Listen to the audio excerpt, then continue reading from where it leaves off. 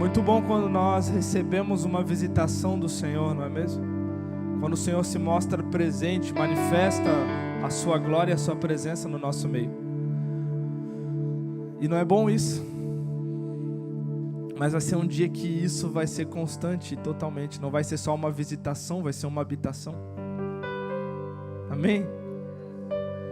Então, a gente está falando, né, uma série sobre o propósito de Deus. E o propósito de Deus se resume a isso, de um pai habitando com seus filhos, um Deus habitando com o seu povo. E isso vai acontecer, é certo que isso vai acontecer, porque é um propósito que foi desenvolvido na eternidade. E aí nós estamos falando sobre como isso se deu. Deus, ele cria todas as coisas, o homem desobedece, ele cai desse ambiente. Depois Jesus vem e traz uma redenção, e agora a gente vai falar sobre consumação, sobre a volta de Jesus. Então Deus, ele vai morar comigo, com você. Essa realidade da presença dele vai ser plena, amém? E não vai haver dor, como diz a música do Rafa, não vai haver lágrimas, não vai haver enfermidades, não vai haver pandemia, não vai haver fome. Tudo estará na sua perfeita ordem, assim como Deus criou todas as coisas lá no início. Então Deus, ele cria, ele está lá num relacionamento e comunhão com ele mesmo, né, com a Trindade, o Pai, o Filho e o Espírito Santo, se relacionando de forma amorosa, íntima e em plena comunhão. E isso de alguma forma transborda e há um desejo na Trindade de compartilhar aquilo que eles têm entre eles. E aí ele cria o homem e a mulher.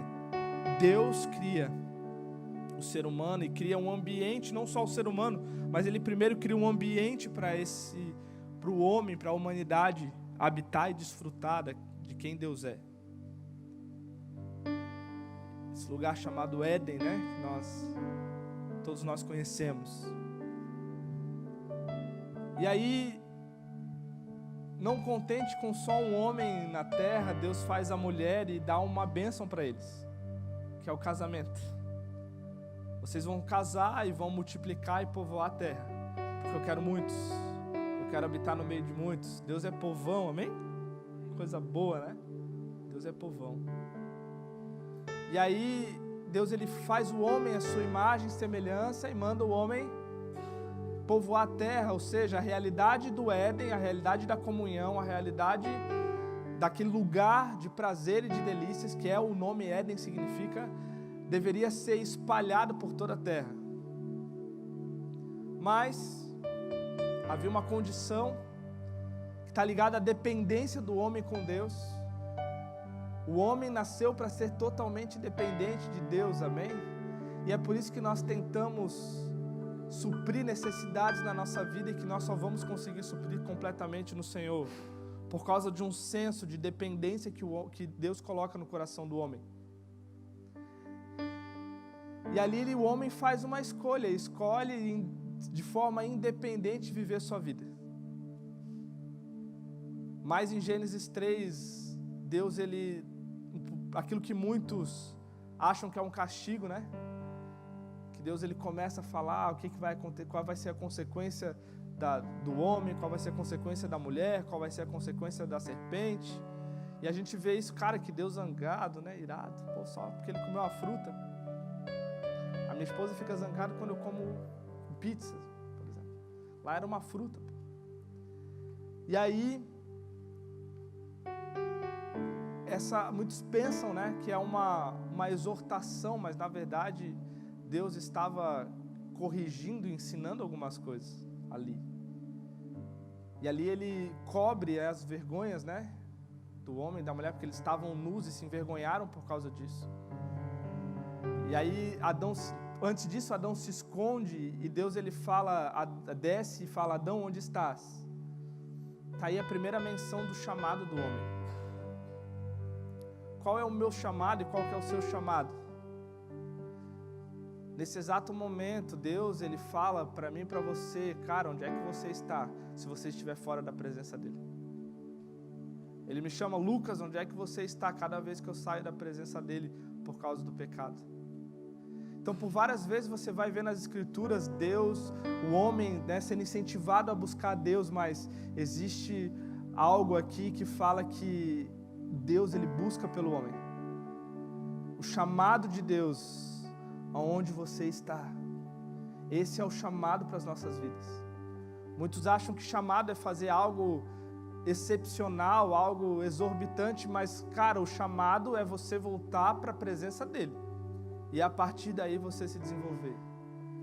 E aí Deus, Ele cobre o homem e a mulher com peles de animais. E aí Ele dá uma promessa, que é o início do Evangelho. Ele fala que a mulher e a serpente teriam uma inimizade.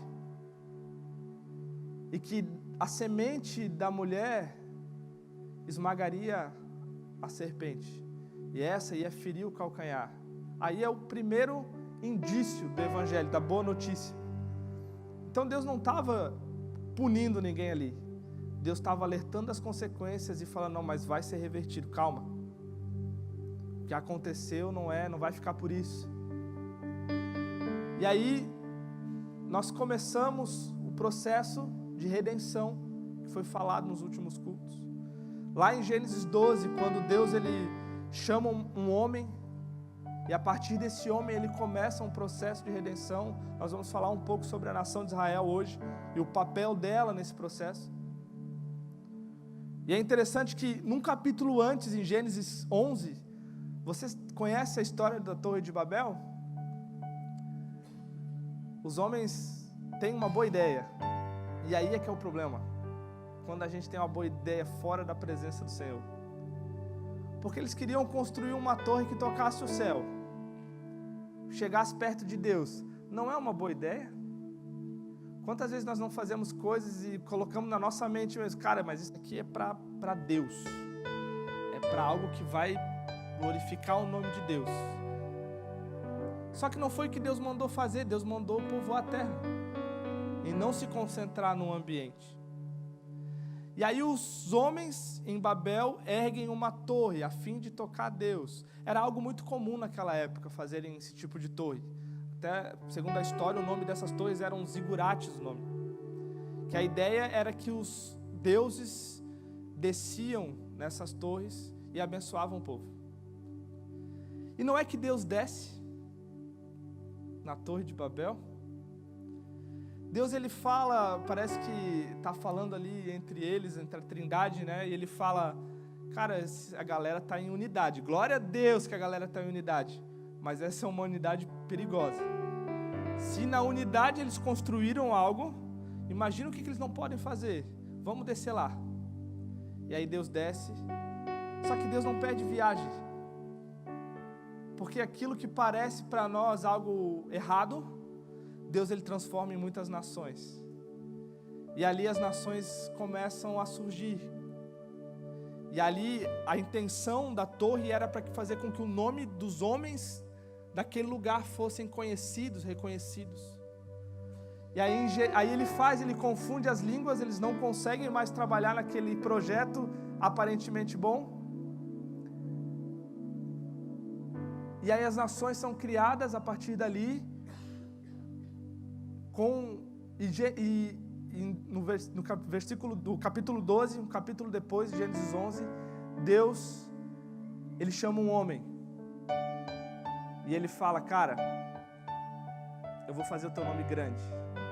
Aquilo que a galera queria de forma errada, Ele confundiu as línguas e criou as nações. Mas um homem, Ele falou, não, deixa que eu vou fazer o teu nome grande. Abraão, todo mundo conhece, né? Abraão, pai da fé. E ali ele promete a Abraão, e ali ele começa um plano de redenção. Ele promete a Abraão 3 coisas, Gênesis 12 e Gênesis 15. Uma das coisas que ele promete a Abraão é que ele vai ser uma grande nação. grande nação aqui não está ligado apenas a número, uma nação numerosa, mas está ligado a uma grande nação no sentido de caráter, de honra. Da mesma forma como a gente fala um homem grande, ou um grande homem, no sentido, cara, é um cara massa. Esse é o sentido de Israel, de Abraão se tornar uma grande nação. A partir dos seus descendentes, ele seria uma nação honrosa, moralmente. E aí ele fala, engrandecerei o seu nome. No capítulo 15, ele fala sobre uma terra específica, que é a terra de Jerusalém, que é... Cara, você está vendo o que está acontecendo em Jerusalém nesses dias, né? Israel. Bombardeios. Já parou para pensar por que aquele território é tanta terra boa? Vem para Itajaí, pô. Vai tá bom aqui, não é? Não é bom? E por que aquele pedaço de terra árido, por que dá briga naquilo lá? Por que, cara? Tem a ver com a palavra do Senhor. E ali eles seriam uma grande nação, habitariam numa terra específica e seriam uma bênção para todas as nações da terra. Então isso é o início do processo de redenção. Muita gente acha que o processo de redenção começou com Jesus. E não, ele começa com Abraão. Obviamente, Jesus é o Cordeiro imolado na eternidade, já era o ser eterno que um dia nasceu. Olha só que paradoxo. Ele é eterno e um dia nasceu, né? Só Jesus. Mas o processo de redenção, ele começa.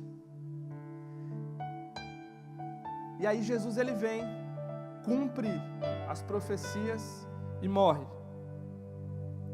E abre a sua Bíblia lá em João, capítulo 19. Isso tudo foi um resumo de tudo aquilo que a gente já falou aqui, tá?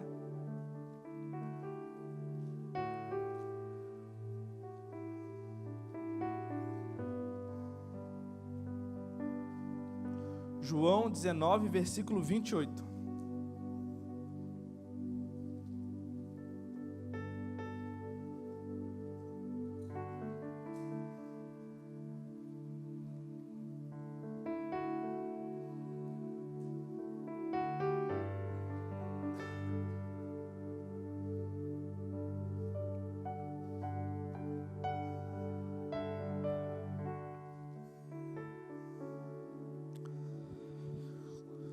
João 19, 28 diz assim: depois, vendo Jesus que tudo já estava consumado, para que se cumprisse a Escritura, é muito importante você guardar isso.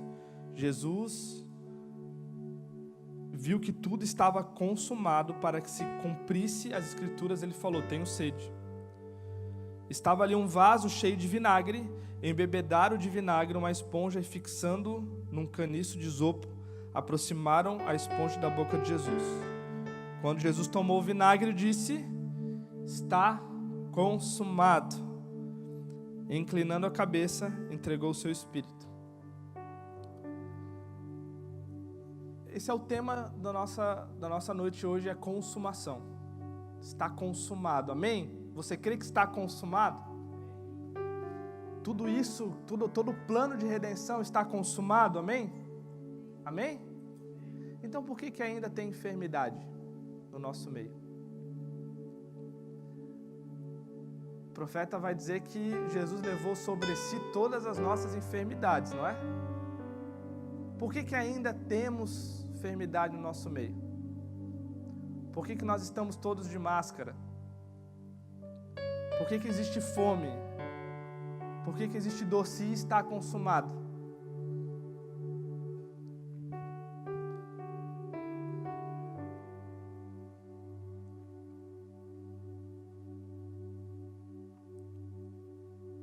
Alguém sabe responder? Quando Jesus fala que está consumado, ele está falando que ele cumpriu tudo aquilo que havia sido dito sobre ele nos profetas e nos escritos do Antigo Testamento. Ele cumpriu aquilo que dizia que que a serpente feriria o seu calcanhar, porque ele morreu na cruz. Só que há uma verdade em relação a isso, de que se a serpente feriu o calcanhar de Jesus, e aconteceu, assim como Deus havia dito, também é verdade que um dia ele vai pisar na serpente, amém? Então, está consumado aqui não diz respeito a nós já vivermos a total redenção de todas as coisas, mas aqui está dizendo assim, eu trouxe a possibilidade disso acontecer. O está consumado diz respeito a todos os requisitos para o cumprimento estarem acontecendo. Então, a ideia do reino de Deus era uma ideia que estava na mente muito forte do povo daquela época. O povo da época de Jesus tinha a ideia do reino de Deus muito forte, do Messias que iria reverter a situação deles. A ideia de que um rei acabaria com toda a opressão que havia naquele momento, que traria um reino de paz, de justiça, que daí não ia mais haver dor, não ia mais haver morte, não ia mais haver choro. Isso era algo muito presente, por isso que eles cobravam isso de Jesus. Quando Jesus fala está consumado, está querendo dizer que Jesus cumpriu todos os requisitos necessários, que ele inaugurou uma aliança excelente. Ali ele gerou a sua igreja, que é formado por judeus e gentios. A palavra, para você entender melhor, está consumada, é como se Jesus estivesse dizendo assim, está garantido. Há uma garantia de um reino que virá. Se a serpente feriu o calcanhar, então ele vai esmagar a cabeça da serpente, e isso vai acontecer, amém? Jesus vai voltar, e essa realidade vai ser plena, ele vai restaurar todas as coisas. Cara, eu não quero, a minha intenção hoje, nessa noite aqui, não é que você saia daqui sendo expert em fim dos tempos, mas eu quero despertar você por um desejo. Primeira mensagem que eu ouvi sobre o fim dos tempos, eu não entendi nada, mas o meu coração queimou. Eu comecei a estudar e comecei a buscar. Aí nós temos livros lá atrás, depois você pode adquirir, explica melhor. Então, mas eu quero que você não se preocupe em entender todos os versículos, em sair com tudo daqui decorado. Se preocupe em queimar por isso, entender isso. Então, o está consumado de Jesus diz respeito a uma garantia daquilo que está por vir, porque ele ressuscitou, como nós lemos, e aí ele subiu aos céus e deu ordem aos seus discípulos, que nós vamos falar um pouco melhor disso. E ali ele prometeu, cara, eu vou voltar e vou estabelecer o reino, e aí sim, tudo isso vai ser de fato desenvolvido. Então, se eu fosse fazer um resumo para você do fim dos tempos, eu vou fazer um resumo rápido aqui, coisa que a gente ensina em um semestre aí, talvez até mais. Vou falar para ti em 2 minutos agora. Então vai acontecer o seguinte: a 7ª trombeta vai tocar, os mortos vão ressuscitar. Glória a Deus. Vão ressuscitar os mortos. E cara, vai ser loucura, doideira. E os que estiverem vivos vão ter os seus corpos transformados, corpos glorificados, assim como Jesus. E aí Cristo vem nas nuvens, amém? E aí ele reúne o seu exército. Lembra quem assistiu aqui o Ultimato dos Vingadores? Aquela hora lá que o cara começa a abrir os portais assim, e vinha a galera lutar contra o Thanos e tal, lembra disso? Cara, vai ser uma loucura doida assim. E aí Cristo vem nas nuvens, ele reúne o seu exército, que já vamos estar com ele nas nuvens. O anticristo, nesse tempo, está dominando a Europa, o leste europeu, o Oriente Médio, o norte da África, e aí ele reúne as nações para invadir Israel, e as pessoas serão mortas, mulheres serão estupradas, vai ser uma loucura. O anticristo, ele deseja destruir Jerusalém, sabe por quê? Porque a Jerusalém de baixo é um protótipo da Jerusalém de cima, daquilo que está por vir, que vai descer, como nós lemos em Apocalipse. Apocalipse 20. E aí a gente desce nas nuvens e mata todo mundo com Jesus. A Bíblia fala que da sua boca vai sair uma espada e ele vai matar todos os seus inimigos com o sopro da sua boca. E a gente vai estar dando espadada. Todos esses satanás que incomodaram a gente a vida inteira, eu tenho alguns assim, que eu quero ter o privilégio de cortar a cabeça. Então todo o império do anticristo será destruído. E aí ele se assenta no seu trono. E a nova Jerusalém que estará sobre os montes, conforme Isaías 2. E todas as nações virão e seus representantes entregarão as suas constituições e a lei do Senhor governará sobre toda a terra. Acabou. E restauração de todas as coisas. Abre lá a sua Bíblia em Isaías 2. Quero ler com você. Acabou, posso ir embora já. Acabou. Esse é o fim. Mas abre lá em Isaías 2, vamos ver melhor como é que vai acontecer isso, né?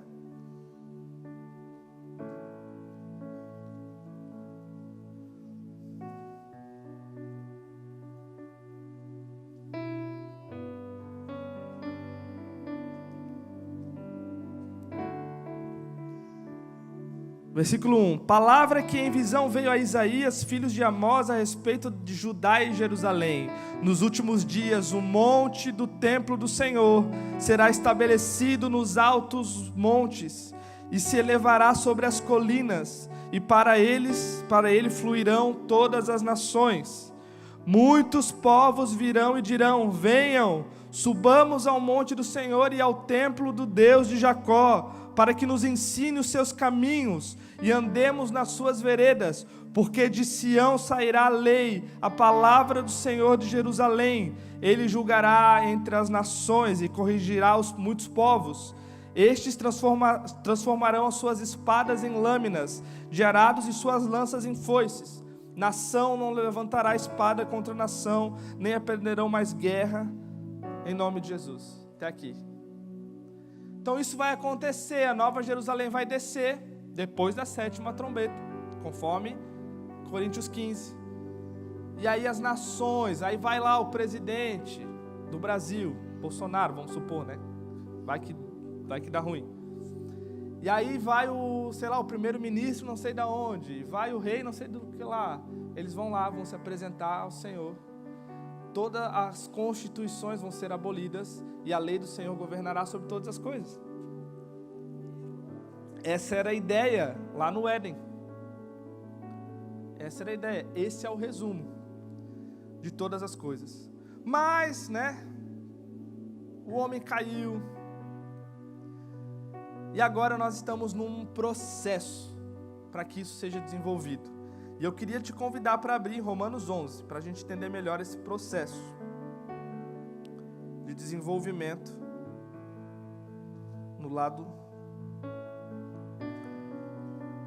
Vamos lá, Romanos 11.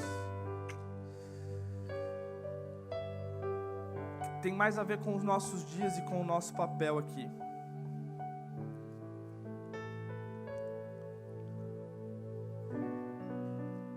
Romanos 11 está falando sobre dois povos, que Deus, na cruz, Jesus fez um, judeus e gentios, amém? Nós vamos precisar entender o papel de Israel, o papel da igreja nesses dias, porque tem tudo a ver com a volta de Jesus. Então, cara, você precisa ficar atento nas notícias, não adianta ficar só vendo TikTok, Instagrams, coisa bobiça, né? Tem que ficar atento nas notícias, tem tudo a ver. Sabe por quê? Porque lá em Gênesis 15, eu vou ler para você, não precisa abrir, fica aí em Romanos 11, mas eu vou abrir em Gênesis 15 para você entender um pouco em relação a Israel. Eu falei aqui, mas eu quero trazer mais clareza para você em relação a isso. Deixa eu só achar aqui o versículo.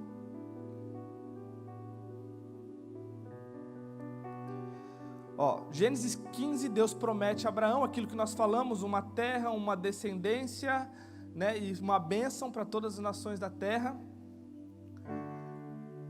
E aí Deus ele fala assim, beleza, Abraão, fechou? Eu vou fazer isso contigo. Vamos fazer uma aliança então, vamos fazer um pacto aqui eu e você? Abraão, fechou, vamos fazer. Aí Deus fala assim para Abraão, no versículo 9 de Gênesis 15. Traga uma novilha, uma cabra e um carneiro, cada qual com 3 anos, e uma rolinha e um pombinho. Abraão trouxe todos esses animais ao Senhor. E aí Deus pede, cara, corta aí no meio, faz um corredor desses animais, corredor tipo jogos vorazes assim, de sangue. E agora nós vamos passar no meio desse corredor aí. E a ideia era um pacto muito comum naquela época. Em Zacarias vai falar um pouco melhor sobre isso. E a ideia era assim, firmar uma aliança.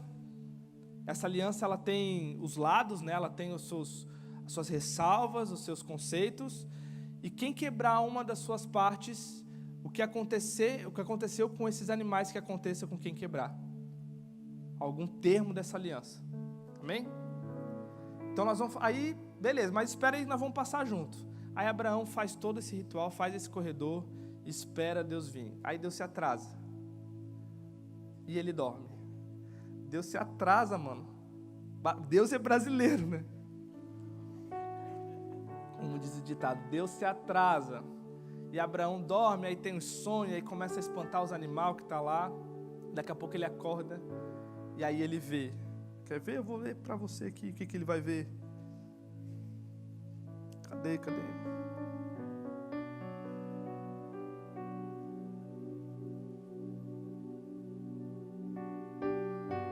Versículo 17. Quando o sol se pôs e houve densas trevas, eis que um fogareiro fumegante, ou seja, uma bola de fogo, e uma tocha com fogo, passam entre aqueles pedaços animais. Naquele mesmo dia, o Senhor fez uma aliança com Abraão. Abraão não passou. Quem que passou? O Pai, o Filho e o Espírito Santo. O que eles falaram? Cara, eu assumo a responsabilidade da aliança. Se você for infiel, eu vou assumir isso. Aquilo que aconteceu com os animais, que eles foram partidos, eu vou assumir, porque eu sei que você vai ser infiel. Eu não vou ser infiel com você, mas você vai ser. Você não vai dar conta. Então eu vou assumir isso. O Pai, o Filho e o Espírito Santo passam pela aliança e firmam um pacto com um homem chamado Abraão. O homem se torna uma nação, e essa nação desobedece o Senhor, trai o Senhor, se prostitui com os outros deuses. E você vai ver ascendências e quedas dessa nação. E aí precisa cumprir o pacto. E aí Deus manda Jesus. Falei, falar aí, aquilo que aconteceu com os animais vai ter que acontecer com você. E Jesus ele é partido, como nós bem sabemos. E aí ele ressuscita. E ele dá início a algo que nós chamamos de nova aliança. E aí ele começa um processo de desenvolvimento dessa aliança. Ele cumpre aquilo que foi feito em relação a Abraão, mas isso não foi negado de alguma forma, isso não foi excluído. E agora Deus, ele fala sobre uma nova aliança que já tinha sido falado por meio dos profetas. Lá em Jeremias 31, por exemplo, ele fala para a nação, cara, vocês são tudo errado, vocês pecam, vocês erram, mas virá um dia, diz o Senhor, que farei uma nova aliança com a casa de Israel, com a casa de Judá. E a lei que eles tanto patinam para tentar cumprir do lado de fora, porque eles não entenderam a fé do pai deles, a fé de Abraão, essa lei vai ser impressa nas suas mentes, nos seus corações. E aí Jesus vem, como João fala, João 1,11, o seu povo, eles não recebem. E aí Oséias 2 se cumpre. Oséias 2 vai dizer assim, não lembro o versículo agora, mas vai dizer, eu vou chamar um povo que não é meu povo. Eu vou chamar alguém que não é meu. E eu vou fazer uma aliança com eles também. E aí se cumpre porque as pessoas, o povo da descendência de Jesus não recebe. Só que Oséias 2 tem uma outra parte que fala que vai chamar esse povo ao deserto, o povo de Israel, e vai falar o coração, e vai trazer, vai limpar esse povo de suas prostituições. Cara, Deus é tão louco que Deus ele manda o profeta se casar com uma prostituta. E aí ele é fiel a essa mulher, a essa prostituta, e daqui a pouco ele fala, cara, libera ela para ter outros homens. E agora Deus fala, agora perdoa ela. E aí libera ela, e agora perdoa ela, e ela se prostitui. E Deus fala, é assim que acontece com a nação de Israel. Eles se prostituem, eu continuo fiel, mas um dia eu vou levar no deserto. Eu tirei tudo que eles tinham, tirei suas vinhas, tirei aquilo que havia de mais importante neles, mas eu vou devolver, porque eu vou falar ao seu coração e eles vão retornar para mim. Por que eu estou falando isso, gente? Porque é importante, e é aquilo que a gente vai ver agora em Romanos 11. Por que aconteceu? O povo de Israel no primeiro século, eles achavam que detinham da supremacia de Deus.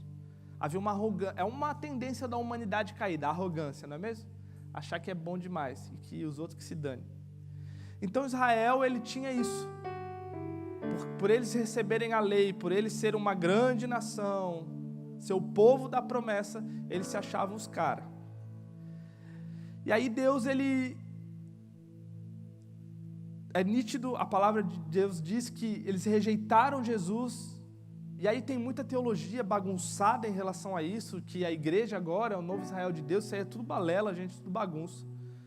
E aí eles vêm, e parece que começam os judeus, ou os gentios, que somos nós, as outras nações, eles começam a entender coisas que o povo de Israel não estava entendendo, e começam a usufruir das bênçãos do Senhor. Só que agora esse povo, ele se torna arrogante, porque ele exclui a nação de Israel do propósito de Deus. E aquela nação que era arrogante, agora as outras nações se tornam arrogantes em relação a que Deus tem para eles. E aí começa o que a gente vai ler em Romanos 11, Paulo deixando isso claro, como é que nós devemos nos movimentar em relação a isso. Vamos ler lá? Romanos 11. Então eu perguntei, será que Deus rejeitou o seu povo? De modo nenhum, porque eu também sou israelita, da descendência de Abraão, ou da tribo de Benjamim. O que Paulo está dizendo aqui? Que Deus não rejeitou o seu povo. Que povo? Povo de Israel. Então Deus não abandonou a nação, não abandonou os propósitos que Deus tinha com Abraão. A igreja não substituiu Israel. A restauração da nação de Israel, recentemente, né? Israel se tornou uma nação novamente em 1948, é evidência da fidelidade de Deus em relação às suas promessas. Versículo 2: Deus não rejeitou o seu povo, a quem de antemão conheceu. Ou vocês não sabem que a Escritura diz respeito de Elias, como pediu com insistência diante de Deus contra Israel, dizendo: Senhor, mataram os teus profetas e derrubaram teus altares. Sou o único que sobrou e procuram tirar-me a vida. Mas qual foi a resposta divina? Foi esta: reservei para mim 1000 homens que não dobraram seus joelhos diante de Baal. Então Paulo faz uma comparação com Elias, numa época caótica. E ali ele fala, cara, como existia um remanescente em Elias, existe um remanescente do povo de Israel também. E guarde essa palavra, remanescente. Porque no Antigo Testamento, quem era salvo pela graça do Senhor eram os remanescentes de Israel. No Novo Testamento, quem é salvo pela graça do Senhor são os remanescentes. A igreja é um povo de remanescentes, amém? Então havia remanescentes de Israel e havia remanescentes das nações, e isso se tornou a igreja. Amém? Então da mesma forma como os gentios, Israel é alcançado pela salvação através da graça e não pelas obras ou pelo cumprimento da lei. Versículo 6: é pela graça. Se é pela graça, já não é pelas obras, do contrário, a graça já não é graça.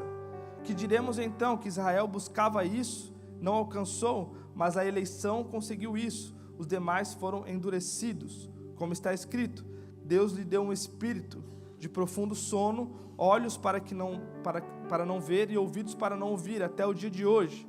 E Davi disse que a mesa deles se transforma em laço de armadilha, em tropeço e punição, que os olhos deles escureçam para que não vejam, e fiquem para sempre encurvadas suas costas.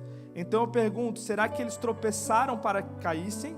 De modo nenhum, mas pela transgressão deles, olha só, Deus não perde viagem, pela transgressão deles, a salvação chegou aos gentios, para fazer com que os judeus ficassem com ciúmes. Nós somos gentios, não só no sentido de gentileza, porque tem muita gente que não tem isso, mas no sentido gentios, a palavra diz aqui, né, quando a Bíblia fala de gentios, está falando de pessoas que não é do povo de Israel, que não é israelita, não é judeu, amém? Entendeu? Então gentios, todos os povos, Israel, povo de Israel. E aí ele fala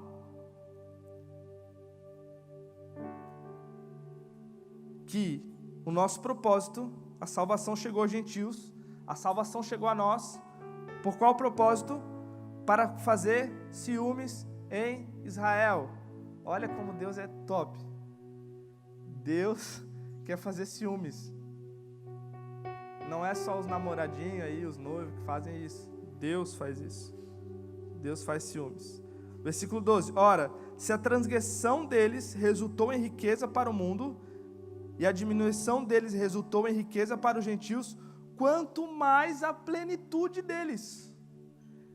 Dirijo-me a vocês, que são gentios, vocês, nós, visto que eu sou apóstolo dos gentios, glorifico o meu ministério, para ver se de algum modo posso fazer com que os que são do meu povo fiquem com ciúmes, e alguns deles se salvem.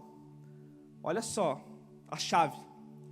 Porque se de fato eles terem sido rejeitados, se o fato de eles terem sido rejeitados trouxe reconciliação com o mundo, ou seja, se Israel rejeitou a Deus, nós fomos alcançados, nós que não éramos povo, nós que éramos gentios, pagãos, a gente pôde se converter, tudo pagão convertido aqui.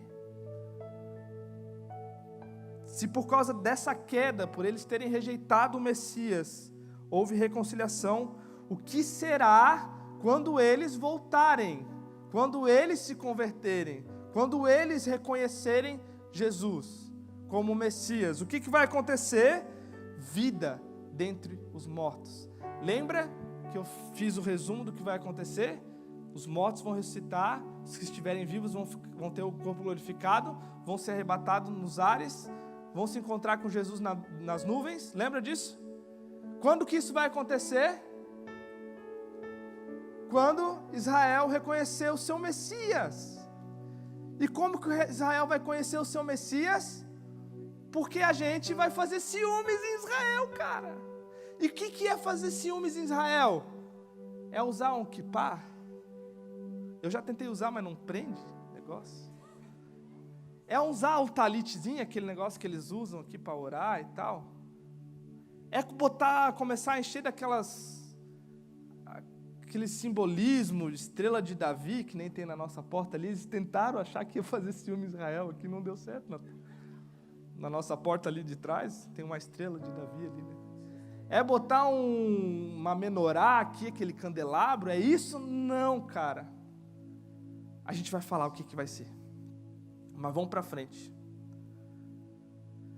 A salvação dos gentios também é juízo a Israel, no sentido de causar ciúmes. Deuteronômio 32 vai dizer, 32, 21, provocaram o meu ciúme com aquilo que não é Deus, ou seja, vocês se prostituíram com outros deuses, com as suas vaidades provocaram a minha ira, portanto, eu vou provocar ciúmes em vocês também. Deus está falando para o povo dele, como aquele que não é povo, e vou despertar a ira com uma nação insensata.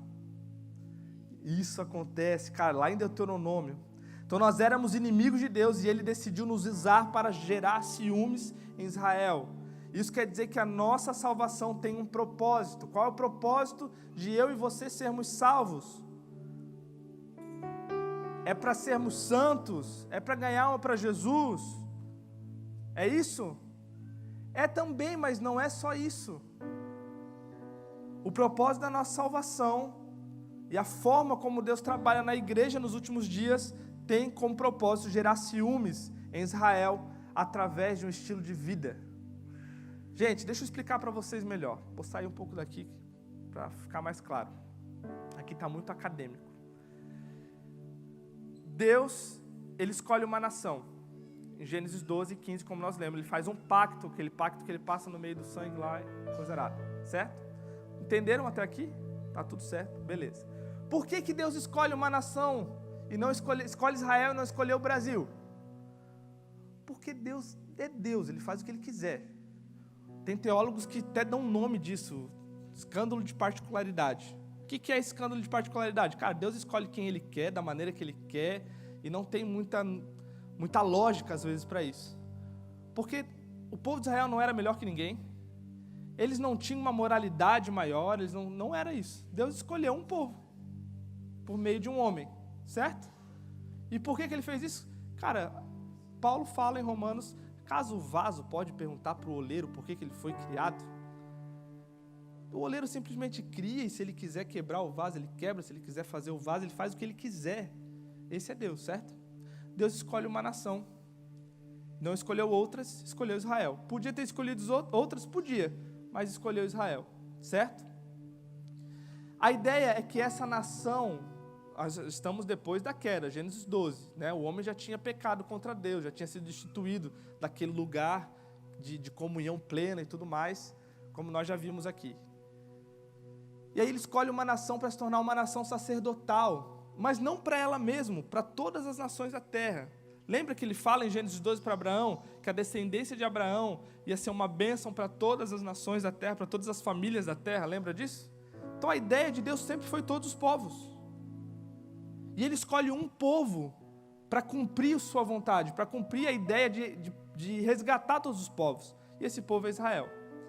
Eu sei que as pessoas ficam assim, cara, pô, mas que Deus sem noção, que escolhe um povo, por que não tem mérito para isso, qual é o método de escolha? Cara, tem gente que tem até inveja de Israel, porque Deus escolheu Israel é o povo dele, e o Antigo Testamento é todo sobre Israel praticamente. Mas existe um princípio vicário aí também.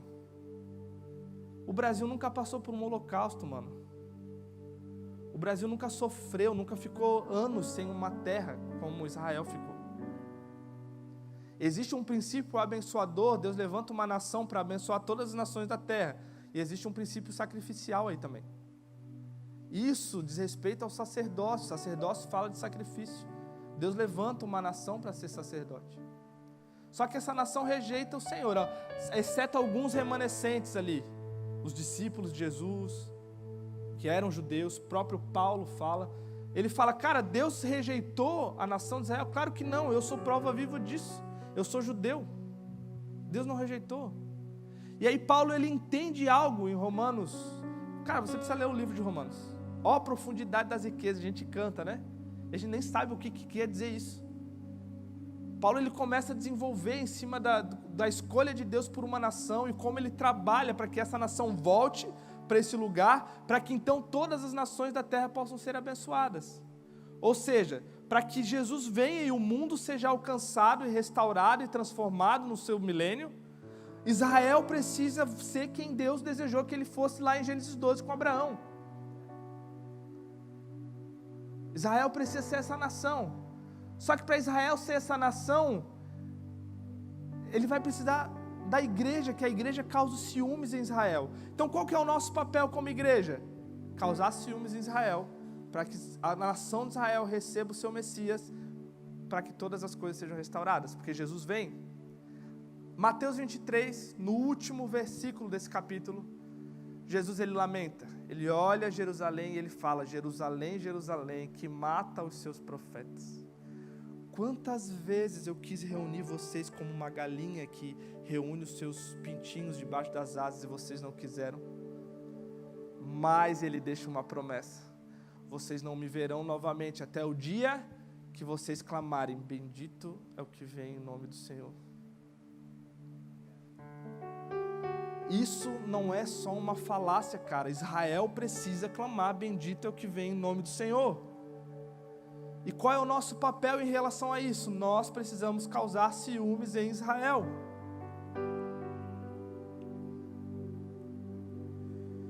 E por que eu estou falando isso hoje, cara? Porque isso pode acontecer na nossa geração. Talvez não aconteça, mas pode acontecer. Sabe por que pode acontecer? Existem alguns pré-requisitos para isso acontecer. E eles estão acontecendo, cara. Um pré-requisito, segundo a promessa, a aliança que Deus fez com Abraão.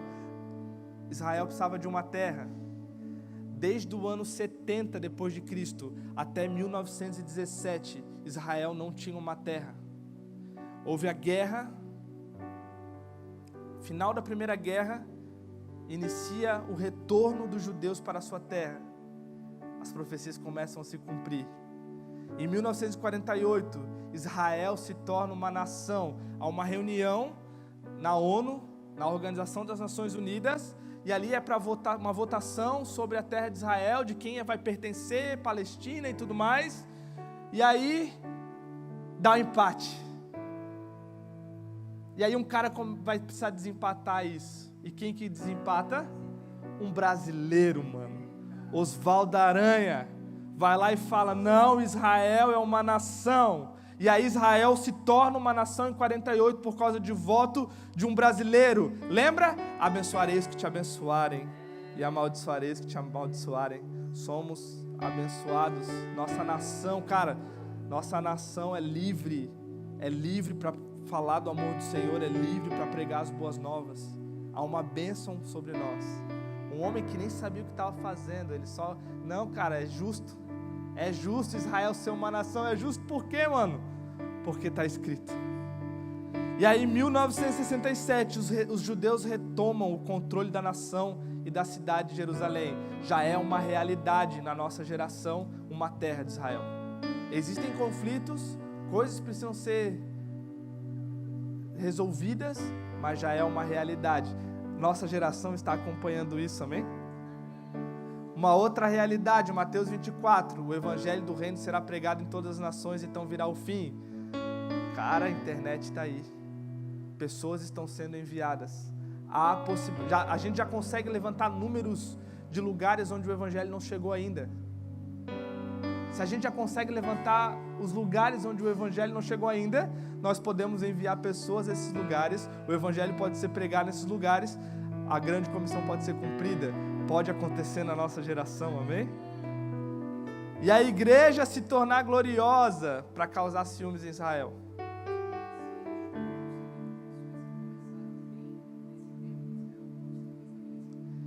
Cara, isso aí mesmo, forte, hein? O Brasil, você já deve ter ouvido que o Brasil tem profecias sobre ser celeiro de missões. Você já ouviu isso? Sabe quando que elas começaram? Sabe quando? Quando Israel se tornou nação. Ali nesse período, homens aleatórios, quando eu digo aleatórios, de confissão de fé diferentes, inclusive, começaram a falar, cara, Deus vai fazer algo no Brasil. E o Brasil vai enviar missionários, as nações vão correr para o Brasil, porque vai ver uma geração que vai estar preparada para servir de alimento às nações. Assim como aconteceu no Egito com José, lembra? No tempo das vacas gordas, no tempo da prosperidade, José é levantado pelo Senhor e ele organiza os celeiros. Quando vem o tempo das vacas magras, as nações correram para o Egito para se alimentar dos celeiros que um homem de Deus tinha organizado. Se estamos vivendo um tempo no Senhor, um tempo de espiritualidade, um tempo de riquezas espirituais, se prepare, geração. As nações vão correr para o Brasil para pegar os seus missionários, para pegar os seus alimentos. E a igreja vai se tornar gloriosa. Então o que falta acontecer? Completar a grande comissão, conforme Mateus 24.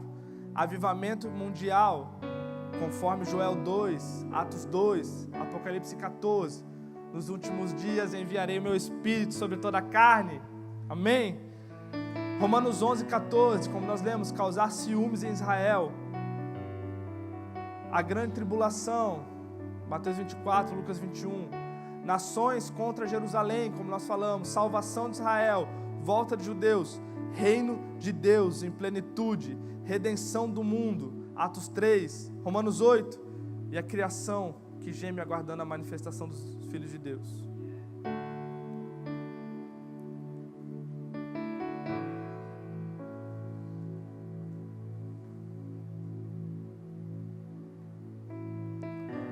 O dia do Senhor, há várias tendências positivas, porque a Bíblia fala que vai ser grande e terrível, certo? É um paradoxo que Deus, só Deus faz. O dia do Senhor, ao mesmo tempo, ele é grande e ele é terrível. E ele é grande por quê? Porque a igreja será vitoriosa, cheia da glória de Deus. Efésios 4, 13, 5, Mateus 16, João 17, e ali vai. A igreja será pura, sem mácula, pois terá um estilo de vida do Sermão da Montanha. Eu quero já fazer um spoiler aqui. A nossa próxima série vai ser sobre o Sermão da Montanha, amém? Porque a gente vai precisar aplicar isso que nós estamos aprendendo esses dias, o estilo de vida. A igreja experimentará unidade, receberá a bênção ordenada pelo Senhor. Grande colheita de almas, como nós falamos. O espírito da profecia operará ativamente na igreja, de forma poderosa, será derramado sobre todos os cristãos. Atos 2,17, Jeremias 31, 9. Depois eu passo para vocês as referências.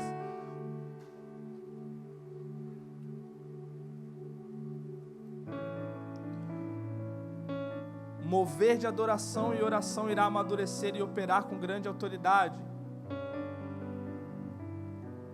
Salvação de Israel, como nós falamos, acontecerá à medida que a igreja provoca ciúmes, porque ela passou por esses estágios, ela tem se tornado por meio do Espírito gloriosa. E aí é inaugurado, deixa eu só pegar aqui, gente.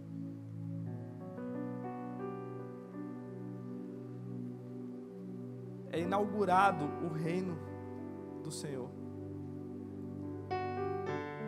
Esse reino, o termo é usado lá em Apocalipse 4. E durante o milênio, o reino de Deus vai se manifestar abertamente no mundo inteiro, afetando todas as esferas da vida: política, social, econômica, educacional, familiar, na mídia, na arte, na tecnologia, tudo. O resultado disso vai ser a restauração de todas essas coisas. A volta de Jesus vai iniciar um período de bênçãos mundial. O rei Jesus vai governar pessoalmente, amém? Jerusalém sobre um reino, e a partir de Jerusalém ele vai governar sobre todas as nações. E nós vamos, o que a gente vai fazer nesse reino? Nós vamos ser parceiros de Jesus, vamos cooperar com Ele. Jesus se assentará no seu trono e reinará sobre toda a terra. E os céus e terra serão unidos nesse tempo. Então é isso que vai acontecer. E qual deve ser minha postura frente a isso? Abre a sua Bíblia lá em Tito 2. Tito 2, 11 e 15.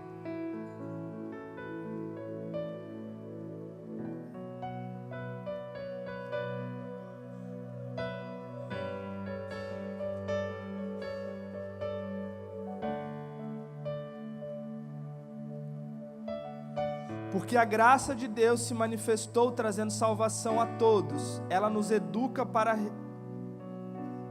que, renegadas as impiedades e as paixões mundanas, vivamos nesse mundo de forma sensata, justa e piedosa, aguardando a bendita esperança, a manifestação da glória do nosso grande Deus Salvador Jesus Cristo.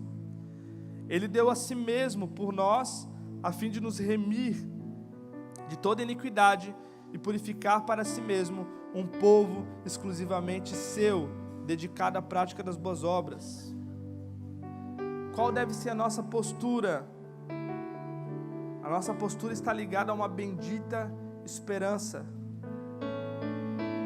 E essa graça, essa esperança, ela nos educa para viver uma vida onde a gente renega a impiedade, as paixões do mundo, vivendo de forma sensata, justa e piedosa. Então, essa que deve ser a nossa postura.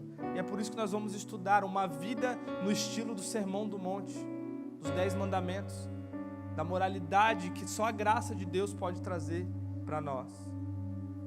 Então nós precisamos tentar buscar entender cada vez mais esse mistério da volta de Jesus, de tudo isso que nós estudamos aqui. Nós temos uma outra novidade também, nós vamos lançar aí uma parada top aí em relação a isso, para você se aprofundar mais. Aguarde. Uma outra coisa que deve ser a nossa postura é sentir o encargo de Deus para a consumação do seu plano, para tudo isso que falta acontecer. Qual é o encargo? A gente falou agora, cara, a igreja precisa ser gloriosa. Vamos trabalhar para que a igreja se torne gloriosa.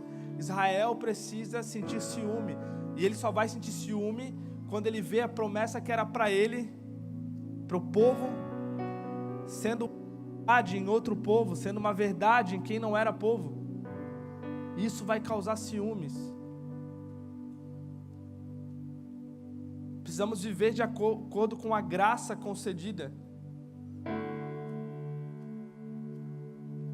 Aguardar ansiosamente esse retorno. Eu quero dar um testemunho para vocês, gente. Eu estou vivendo algo nesses dias assim, sobrenatural. Estou entendendo algo no meu espírito. Eu estava em oração hoje no meu quarto, e Deus falou comigo sobre aquilo que eu estou vivendo hoje. Para quem não sabe, eu e a minha esposa, nós estamos gerando, estamos grávidos. Só que, olha aí, ó. Só que não é da barriga. Estamos numa fila de adoção. Os nossos filhos já existem e nós estamos orando por eles, ou o nosso filho, que Deus mandar para nós. E hoje eu estava no meu quarto e Deus falou, a gente está numa expectativa pelos nossos filhos.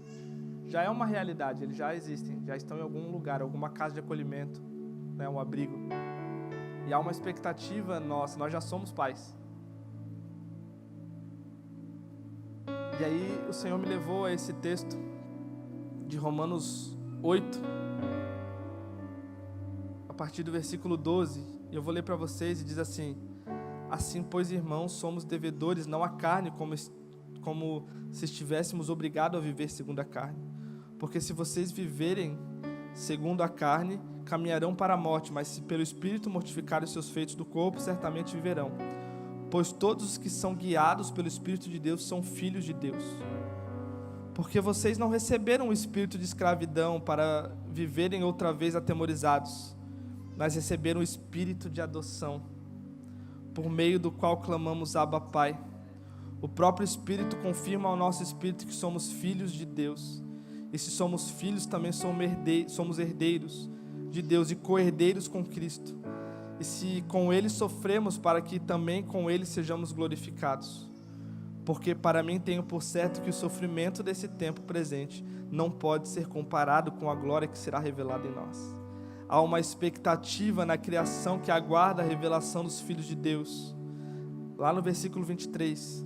E não somente a criação aguarda, mas nós também, que temos as primícias do Espírito, igualmente gememos em nosso íntimo, aguardando a adoção de filhos e a redenção do nosso corpo.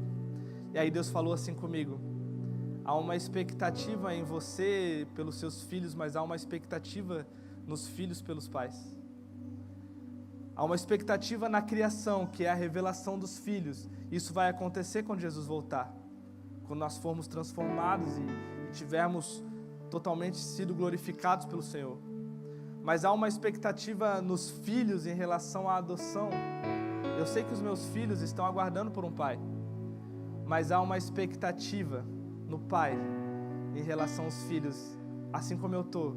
E aí Deus falou comigo hoje no quarto: Lucas, a mesma expectativa que você tem, eu também tenho. Eu coloquei em você uma partícula daquilo que eu sinto. E aí eu lembrei de Atos 3, quando Pedro fala: convém que os céus o retenham até o tempo da restauração de todas as coisas. Cara, só os céus estão retendo. Os céus é o único impedimento de um pai vir buscar os seus filhos. A palavra de Deus fala que estamos aguardando a adoção. Assim como os meus filhos estão num abrigo hoje aguardando a adoção, nós estamos como eles aguardando a adoção. E há uma expectativa no nosso coração pelo nosso Pai. E há uma expectativa no coração do Pai a respeito da gente. Você será adotado. E quando Jesus fala está consumado, Ele fala o processo começou. E sabe o que acontece, gente? Tem a opção da adoção tardia, né? De você pegar filhos um pouco mais velhos. E quando você opta por essa, você vai por essa opção, existe um procedimento um pouco diferente. Você tem um período que você vai visitar, que é o período de acolhimento, para você, aproximação, né? É um período para o filho te conhecer e você conhecer ele. Então você vai, visita ele lá na casa de acolhimento. Depois você sai com ele, dá uma volta. Aí você, numa outra oportunidade, você leva para sua casa, passa o final de semana com seu filho. E aí Deus falou comigo sobre isso. Porque esses filhos que são um pouco mais velhos, assim como nós, tudo marmanjo, às vezes eles querem um pai. Mas às vezes pela vida, por tudo aquilo que levou eles àquele lugar, eles tendem a ter uma postura até mesmo de rebeldia. E quantas vezes nós somos assim também, em relação ao nosso pai? Temos uma postura de rebeldia, uma postura... E aí cada visitação do Espírito é uma aproximação que Deus está fazendo com a gente, para a gente um dia se tornar pleno com Ele. Cada vez que o Espírito nos visita, como aconteceu hoje nesse lugar, é uma aproximação. É aquilo que Deus está fazendo e cada vez aumenta a intensidade. E Ele está nos preparando para aquilo que um dia vai ser totalmente pleno e perfeito. Por meio de Cristo nós fomos adotados. E essa realidade um dia se tornará plena. Um dia estaremos com o nosso Pai. E isso é o motivo de tudo que está acontecendo, gente. Esse é o motivo de eu sair sábado da minha casa com frio, tendo oportunidade de maratonar uma série na Netflix, com essa chuva. Porque eu preciso falar para vocês que a adoção de vocês está próxima. Que já é uma realidade, já foi consumado, já foi assinado. O juiz já determinou, agora a gente só espera o telefonema. Eu recebo ligação aqui, 011, antes eu nem atendia, porque podia ser uma cobrança, podia ser a Viva, a Oi, a Claro. Agora eu atendo porque pode ser os meus filhos. Há uma expectativa, essa mesma expectativa está no coração do Pai. Vai haver um dia que isso se tornará uma realidade, faremos parte da família de Deus. Esse é o propósito de Deus, uma grande família. E eu e você fazemos parte disso. Eu queria te convidar para ficar de pé.